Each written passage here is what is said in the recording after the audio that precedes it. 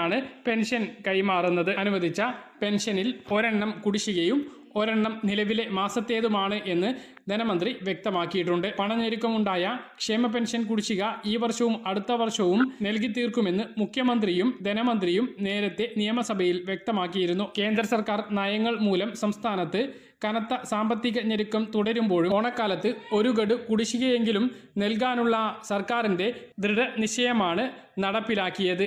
Pension വിതരണത്തിന് പ്രഥമ മുൻഗണനയാണ് സർക്കാർ നൽകിയിട്ടുള്ളത്. കഴിഞ്ഞ മാർച്ച് മുതൽ പ്രതിമാസം വിതരണം ഉറപ്പാക്കിയിട്ടുണ്ട്. ഈ മാസത്തെ പെൻഷൻ ഓണം പ്രമാണിച്ച് നേരത്തെ നൽകാനും സർക്കാർ തീരുമാനിച്ചിട്ടുണ്ട് എന്നും ധനമന്ത്രി KN ബാലഗോപാൽ വ്യക്തമാക്കി. ഇന്ത്യയിൽ ഏറ്റവും സമഗ്ര സാമൂഹ്യ സുരക്ഷാ പെൻഷൻ പദ്ധതി നടപ്പിലാക്കുന്നത് കേരളത്തിൽ മാത്രമാണ്. ഇതിന് ആവശ്യമായ പണത്തിൻ്റെ 98% സംസ്ഥാനം കണ്ടെത്തുന്നു. 2% മാത്രമാണ് കേന്ദ്ര വിഹിതം. 62 ലക്ഷം ക്ഷേമ